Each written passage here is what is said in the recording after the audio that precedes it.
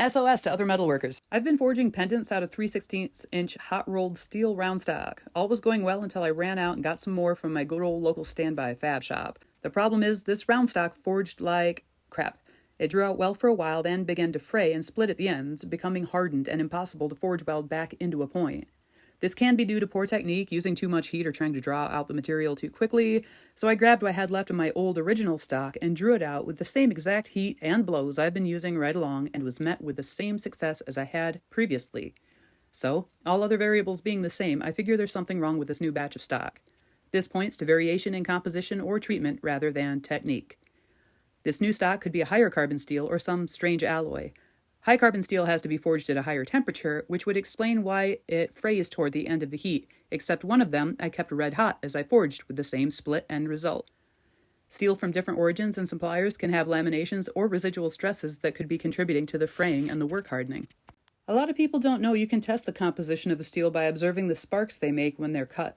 Mild steel throws long, familiar sparks, while those with a higher carbon content have shorter tails, often with forks, more fireworky than the straighter mild steel sparks. I cut a sample each of known mild carbon steel as well as my new stock, and although the diameters were different, I looked at the sparks under slow motion and didn't think I saw much of a difference. You can also go at it with a file and feel how hard the steel is. Normal mild steel kind of bites into the file just a little bit, enough to drag it across evenly. Hardened steel causes the file to skim or glance off. As I ran the file across both of my known mild carbon steel and this new stock, they felt pretty similar to me. There's also the bend test. Normal mild steel will bend pretty easily at room temperature. If this were to be high carbon, it would work harden quickly and flake or crack at the tips after a couple of bends. This one reacted exactly how I expected a mild carbon steel to bend. No control needed as far as I'm concerned. So I figured I would try TIG welding it and observing how this new stock reacts to a localized intense heat, hoping for some key clues about carbon content. Mild steel forms a clean puddle that wets easily. If I encounter any sluggishness to weld or cracking, worminess or fraying like I saw while heating and drawing, I'll know it's high carbon. I used my usual mild steel 70S2 TIG filler to weld my stock to a plate of mild carbon, and then even washed over the 3/16 stock. No problems, no cracking, it all behaved as one might expect in this situation. Again, I felt no control was necessary. Some hot-rolled steel carries uneven residual stresses. Multiple gentle heat cycles can relax these slightly or reveal spots prone to cracking. So I gave it several heat and cool cycles in an attempt to normalize the steel to relieve those internal stresses before forging.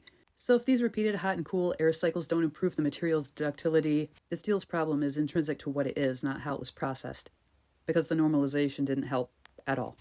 This points to a problem with the chemistry of the steel itself. It is not forging grade steel, and this is not normal high carbon steel, as my spark file and weld tests confirm it behaves like normal at room temp and under a welding arc, but misbehaves and splinters under hot forging stress despite my old stock performing perfectly under the same heat hammer and technique.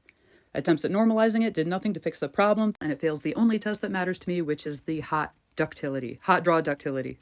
The only thing that I can come up with at this point is that it's the proverbial cheap steel, carrying inclusions or impurities when it's manufactured. I don't know if the stuff is alloyed, leaded, or has destructive internal deformation. Maybe it was slightly crappy steel, but just fine for most shop purposes, but maybe had some machinable additive included, so it was thrown in the same grade as the stuff I had before. I did not insist on a particular grade, and there's even a chance that my supply shop may not insist on a particular grade for most jobs. So this is my current best suspect. Do you have any ideas?